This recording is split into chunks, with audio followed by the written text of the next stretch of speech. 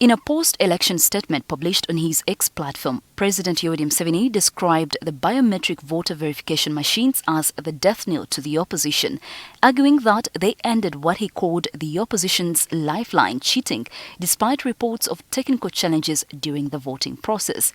Political analyst Yusuf Serunkuma says the opposition has indeed narrowed, arguing that sustained political pressure and state dominance have greatly limited its ability to operate effectively. First of all, the statement is true. There is no opposition in Uganda. But the reason as to why there's no opposition in Uganda, as offered by Yoweri Museveni, is not true. There is no opposition in Uganda because Yoweri Museveni has finished it off, not through his policies, but through authoritarian means, including making it difficult for them to organize and mobilize, including buying them off en masse whenever he gets an opportunity, including making sure that their parties are in a mess. In the same vein, actually, the president claims that the ruling party could command up to 88% support nationwide if all its eligible members turned up to vote. Now, from your perspective as a political analyst, how credible is that figure, and what does it say about the actual balance of political forces in the country? I don't know what Museveni's intelligence is always feeding him. I don't know what Museveni's researchers are feeding him. But I think at some point they will even tell him that he has 90 or 100% and he will believe it. So I wouldn't want to blame Museveni per se, but to say that the team around him is feeding him with absolute false intelligence. There's no way, there's no leader in historical time who has stayed in power for over 20 years and is able to even get 50% of support. The leader of the opposition, however, insists that political competition remains alive as this is beyond the political parties themselves. The NRM party is ridiculous and they know it. Ridiculous in the claims they make.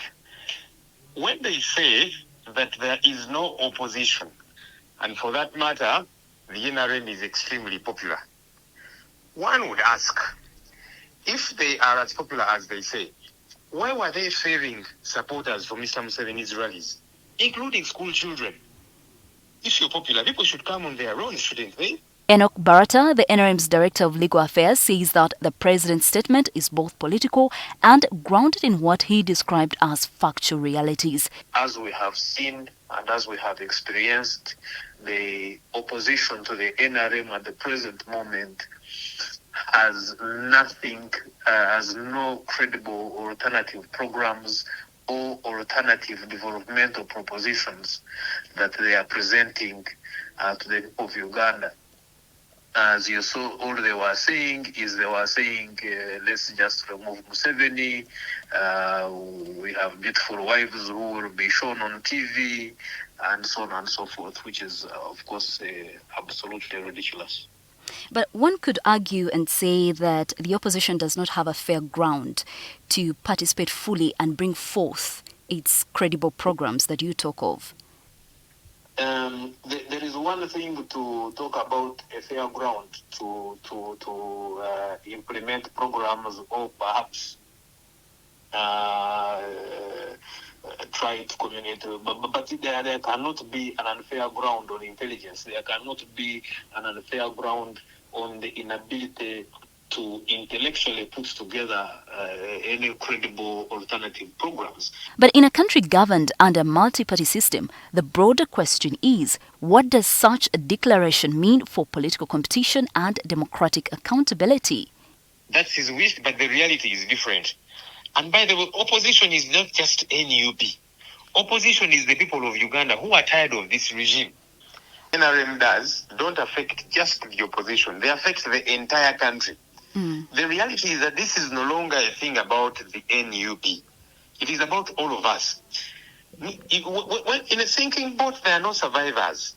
It's also possible Mr. Museveni is playing his usual politics. He wants to create a diversion around these things so that people begin to now debate. He's saying NUP rigged the election. People know who should pretend to survive the election. Whether the president's remarks reflect political reality or political rhetoric, they have reignited debate about the strength of opposition politics and the future of multi-party politics in Uganda. As reactions emerge, the question now is not only about numbers, but about the direction of the country's political space.